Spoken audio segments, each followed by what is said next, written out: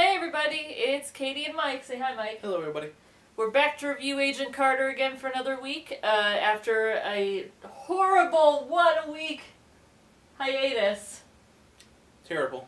Terrible. Thanks a lot, Obama.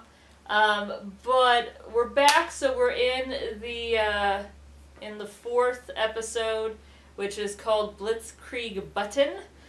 And the Blitzkrieg button. The Blitzkrieg Button. You know, it's interesting because it was a gut punch of an episode, but in a very different way from the last one, which had like a really big punch to it, and then kind of that surprise at the end, whereas this one had quite a few like just nasty moments where you're just like, oh, I'm so frustrated. I can agree with that. Like, basically, I've learned the name of a character because I kept wanting to tweet out how much I was disliking his character, so I had to keep looking up his name. That would be Agent Thompson, played by Chad Michael Murray, a.k.a. Tristan from Gilmore Girls. So, for that character, basically this episode for me was, I don't like this character. I find him obnoxious and a terrible person. And if he does redeem himself, it's going to take a long time to get some redemption. He's going to have to do a lot because he was just a nasty person throughout this whole episode to more than one person. Yeah, he's kind of a dick. One of the things that he does do is that he calls Peggy Carter not by Peggy, Madge. but by I think he called her Marge. Marge, because her name's Margaret. But she doesn't go by Margaret, so, you know, don't be a jerk.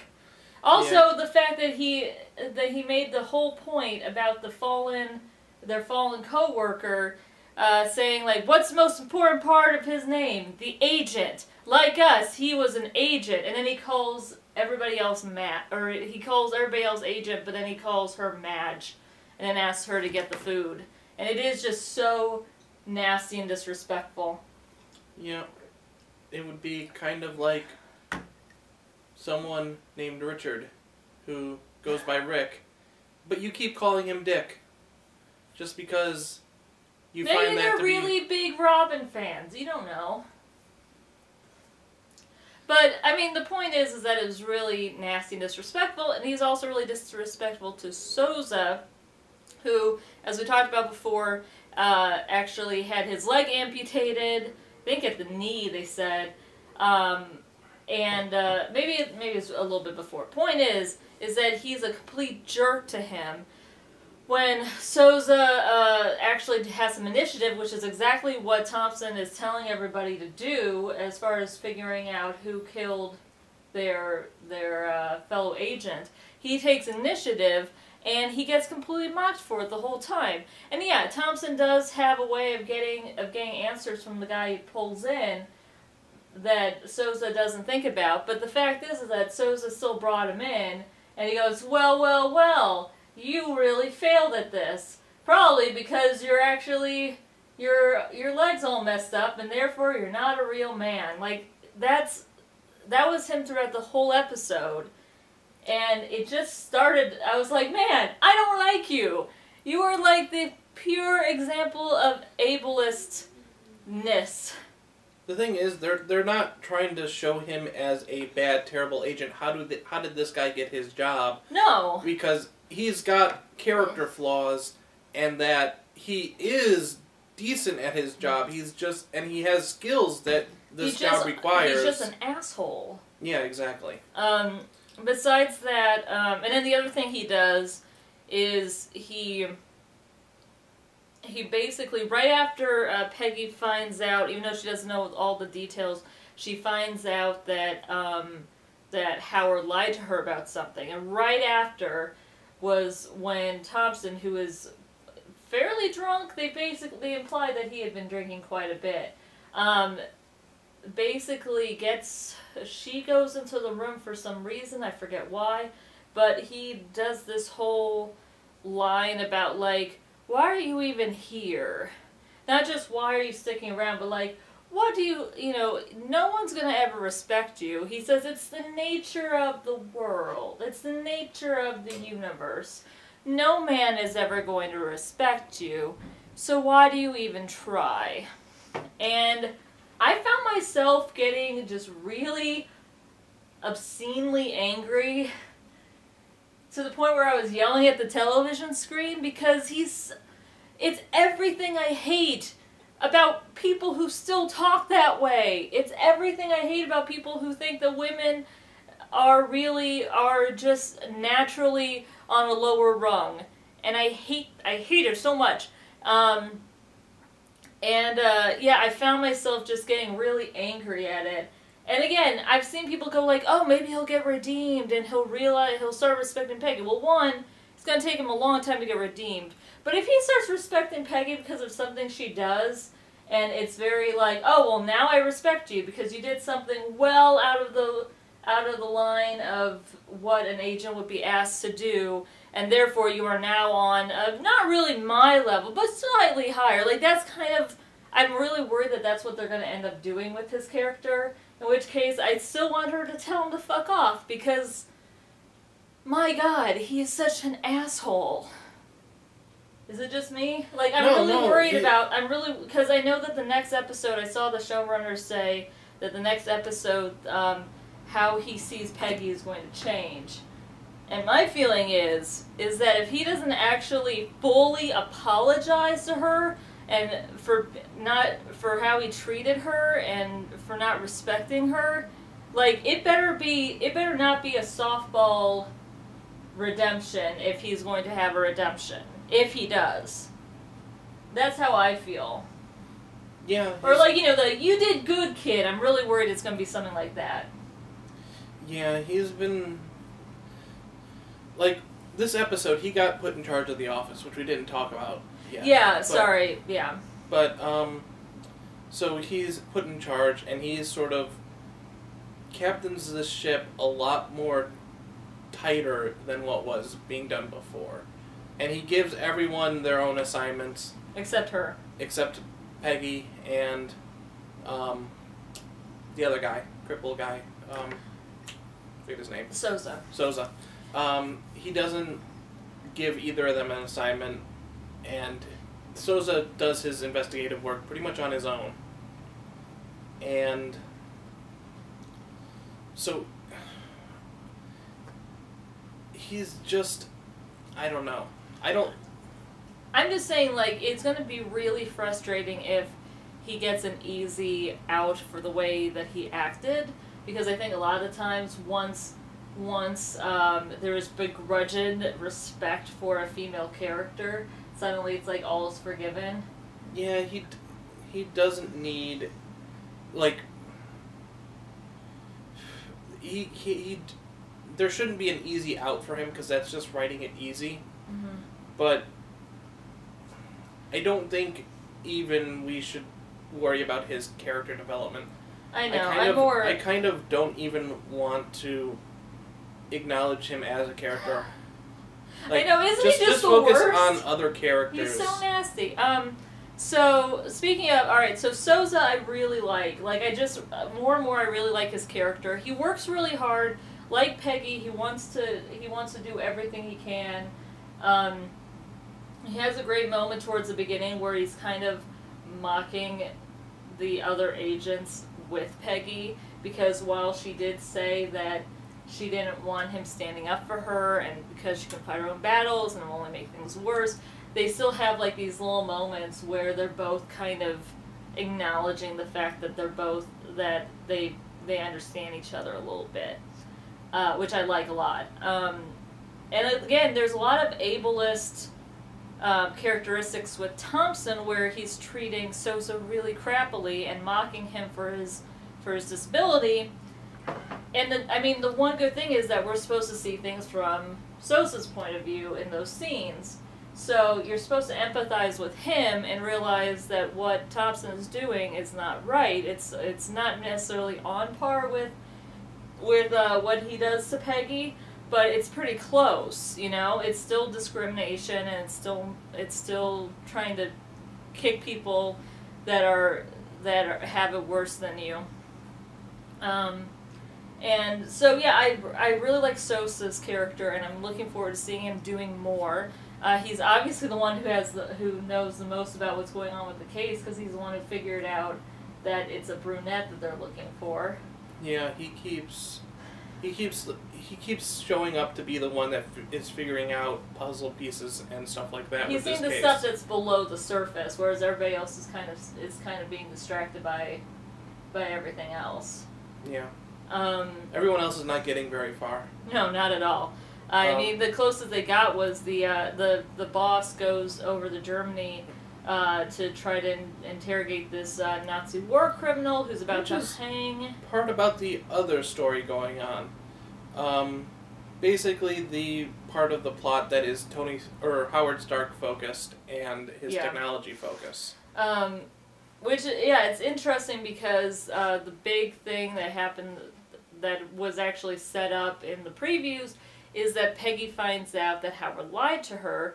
She thinks that she has to steal from her job a weapon that Howard had created that's going to be like a what do you call electromagnetic? It would be like an EMP going off in the city, but an EMP that would make the electronic networks unusable forever. It would be and it would blow every electronic device. They said for like 5 years or something, so it'd be like salting the land. But she ends up noticing that Jarvis is the worst liar ever.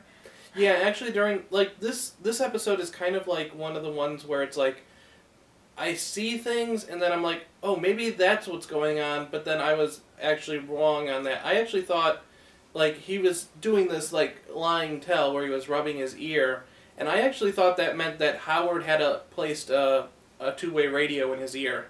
No, it was just, that's... Because I'm used to that being... That's just his over-the-top tell. Yeah. Because he's so nervous about lying to people, apparently. You know what I think it is? I think he's nervous about lying to people that he cares about. Because he's not great at lying to other people, but he doesn't do the ear thing when he's lying to people that he doesn't care about. But, so Peggy figures out something. So we've seen him lie to SSR agents before. Peggy figures out that there's something missed, so before she takes it back to Howard, she ends up opening it up. And she finds this vial in it, and when she runs to Howard, he basically admits to her that it's Steve Rogers' blood. And, you know, the thing is that there's a chance that she might have still gone along with his, with grabbing it for him if he had told her, but the fact that Howard Stark could make a sell. He could sell to Peggy to get Steve Rogers' blood and bring it back to him. He could sell that. But the fact is that he didn't trust her enough to tell her the truth. He made her think that it was a deadly bomb weapon that would pretty much destroy New York. Yeah. And in the wrong hands. And the salt on the wound, that it was also that small part of Steve Rogers that they actually had left. Which, I mean, it's interesting too, because then when she puts it into the wall, while obviously she's just doing it to keep it storage, it's also almost like a burial too. A little bit. You know what I mean? There is this like kind of solemnness as she's putting the bricks back in. By the way, that was an awesome, just turn it up, start smacking the wall. I really enjoyed that because she's very clever, but she does it in really brawlery ways. Same thing with her fighting style. Like, she's actually she puts her whole body into these plans, and I really like that. Yeah, the opening scene really showcased her Batman-ness in that opening scene. That was great. And then the bad guys go to their boss and are like, they're a woman, and also like 4 men. They were all there. It was just Peggy. It was only Peggy. But I really love the fact that they're like, crap, this sounds really bad. Also there were other guys there to beat us up. Totally not just one woman. Besides that, I still really like the Howard-Peggy dynamic. I thought it was a little over the top that Howard could get away with seducing 2 of the women on her floor without getting caught by the matron, who is super, super diligent, you know? Yeah, that story is... The matron and also there was another scene later on too where she, like, what I really like out of this, like, out of the Peggy Carter series that I didn't really expect was they're giving a little bit of focus to Peggy Carter and her interacting with the actual real world. And I think that they do it in a way that doesn't feel like, you know, they're not trying to cram it into the storyline. It feels very natural. And also how the real world reacts to Peggy, and not knowing she's a spy, but, you know, believing the lie that she lives. Yeah.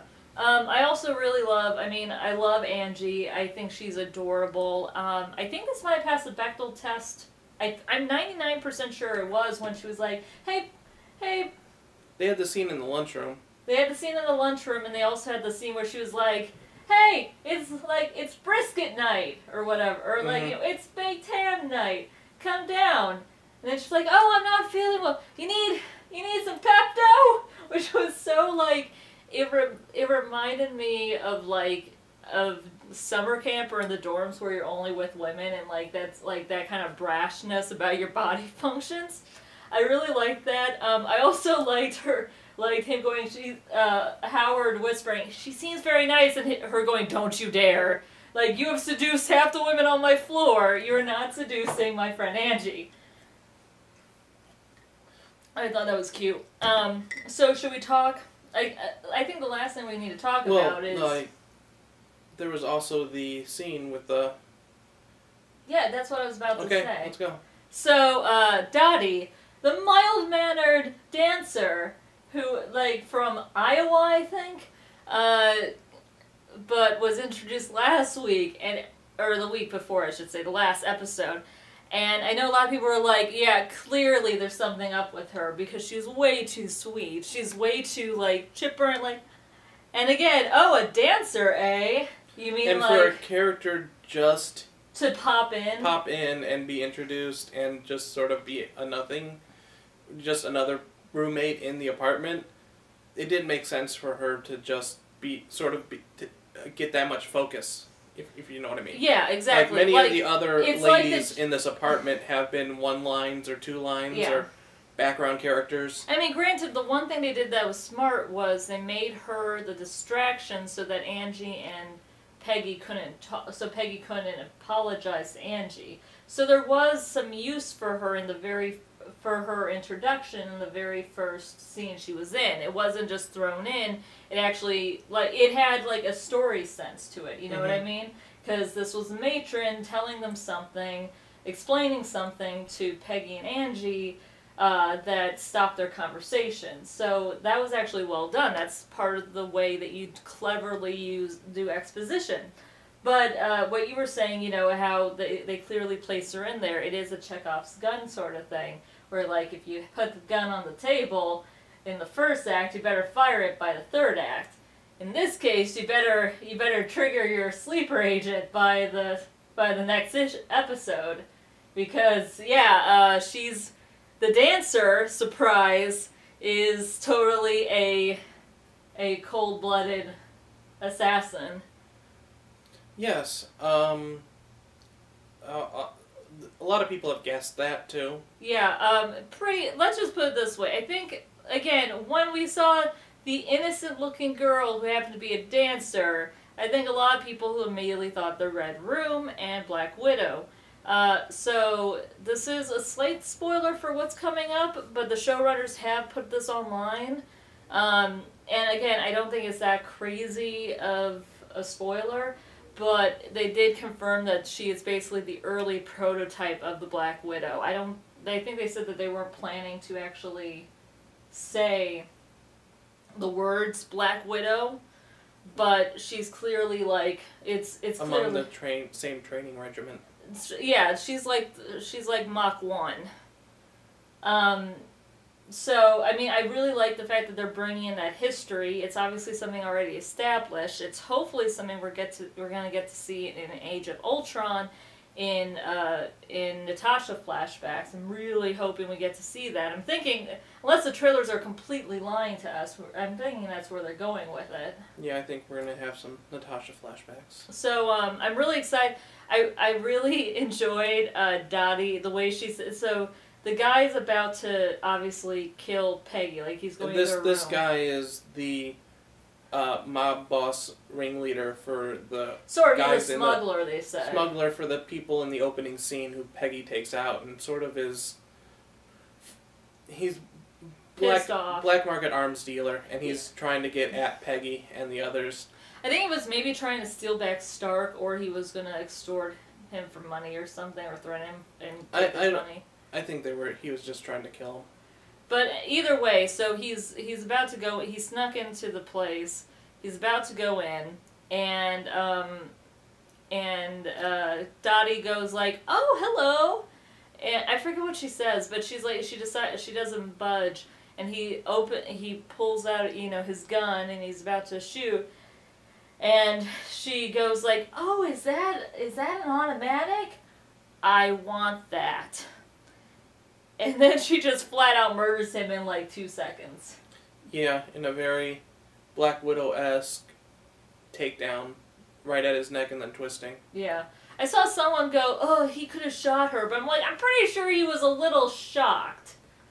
You know what I mean? Also, I think he was trying to not shoot anybody in the hallway because that was a little conspicuous, And also at the time, I don't know if he knows that Peggy is in her room or not in her room, and firing off his gun would definitely alert Peggy to his presence. So, but I found, anyway, but that scene was really cool, and you saw it coming. Like, as soon as you saw her walk out, actually, I think we were both like, ooh. But even before that, or even a little bit after that, you kind of know. Yeah, and this wasn't his first attempt to get in the building, too. Like I said, I like the rest of the world having to deal with Peggy's, actual job, but also balancing off the lie. Like, he comes to the building earlier, and he tries to deliver the flowers, and the matron is just like, "Who are you? I will send up a letter to let her know that you are here." And then, when that plan fails, he leaves immediately. How does he get back in? Did they say? I think he just scales the building. Oh, okay. Because he came out onto Peggy's floor through some kind of air vent, I think. Okay. So he probably came in through the back door, went into the ventilation systems, and climbed up. Got it. Anyway, so of course there are lots of secrets still. What Dottie's doing there and all that stuff. Next week we're getting the Howling Commandos. Yeah, the Howling Commandos episode. Another interesting tidbit about this episode, I read that there was this scene when the head of the SSR in Peggy's branch goes to, it's not France, but he goes... I think they go to Germany. He goes to Germany, and he It's finds out... It's probably...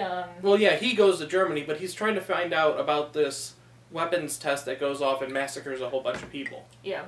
And he finds out Stark is connected to it somehow.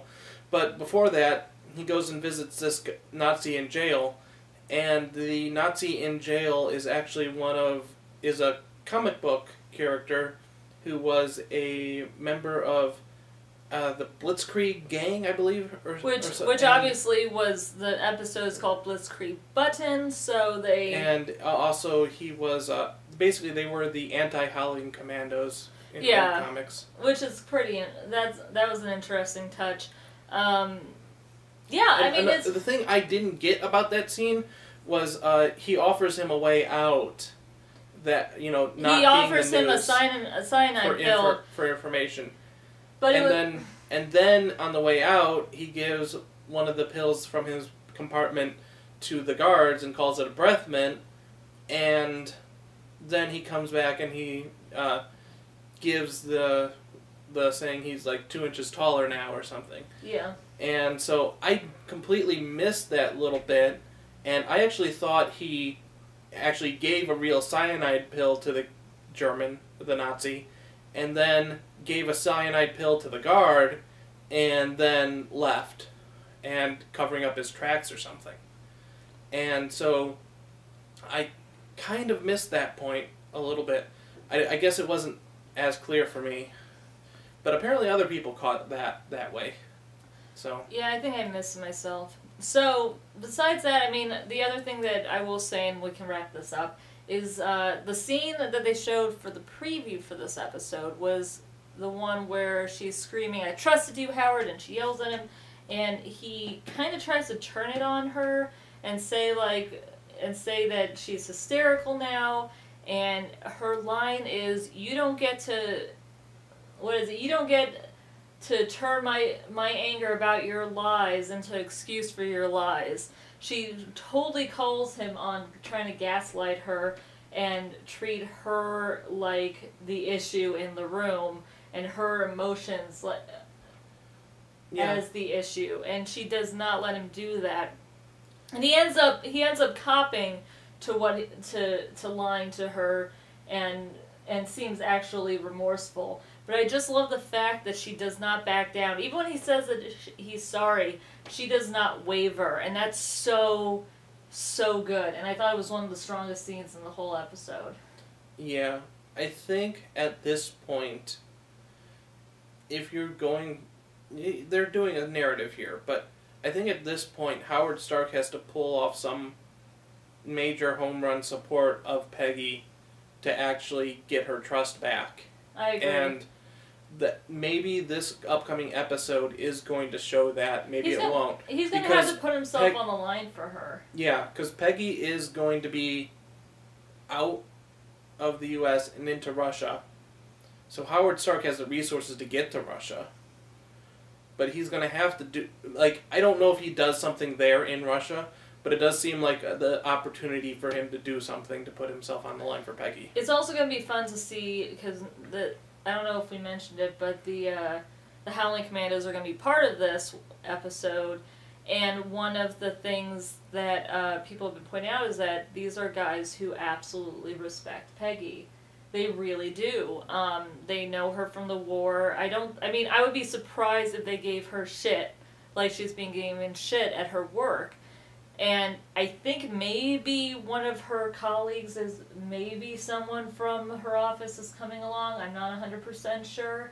And it would be really interesting to see if maybe seeing how she's treated by actual, other men outside of the office, maybe they'll start respecting her. Now, they should have been respecting her from the very beginning, but they're assholes. And again, but I find it very interesting that this speech from this week with Thompson saying, "No man will ever see you as an equal. No man will ever respect you. No man will ever treat you like you're on his level." In the very next episode, we have a group of men. Yeah, who I hope still do. You know what I mean? Mm-hmm. But there's no indication that from what I've seen of any of the... I mean, we see him in Agents of S.H.I.E.L.D. too, following her orders. So my hope is that this will be the proof that, oh yeah, she actually is respected by people who understand her. Obviously, even that's, I think, the other thing that really hurt her with Stark is the fact that she thought that Stark respected her, but the fact that he lied was her thinking, well, that means that he doesn't. Mm-hmm. And at least the men in the office don't pretend that they respect me. At least I know where I am with them. With Howard, how can I know? If he was lying to me about this, maybe he doesn't respect me at all. Which is like so shaking, heartbreaking, So with that, on that note, good episode, and we're halfway through the series. So we'll be on to season 5. We'll be on to episode 5 next week, and we'll see you later. Bye, everybody. Bye.